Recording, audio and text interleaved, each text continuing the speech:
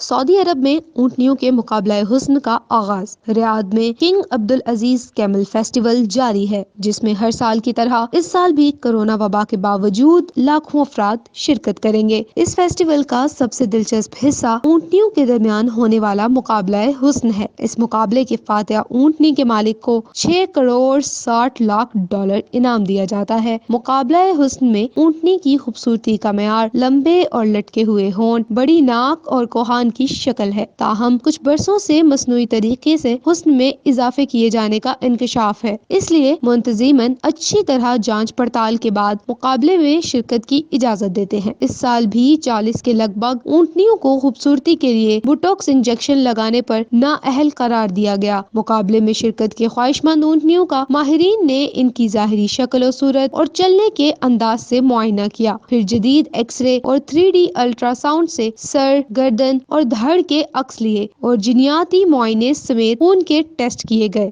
واضح رہے کہ اونٹنیوں کے مقابلہ حسن کا انعقاد ہر سال کنگ عبدال فیسٹیول میں کیا جاتا ہے، جو دنیا کا اونٹوں کا سب سے بڑا فیسٹیول ہے۔ ظلم کے خلاف مظلوم کی آواز۔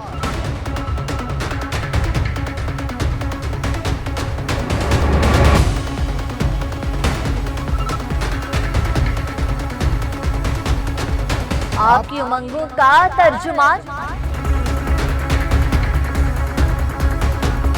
ABC سے تصدیق شدہ اشاعت اسلام آباد، لاہور، پشاور، کراچی اور مظفر آباد سے بیک وقت شائع ہونے والا کثیر الاشاعت اخبار روزنامہ اخبار حق آج ہی اپنے قریبی ہاکر سے طلب فرمائیں۔ روزنامہ اخبار حق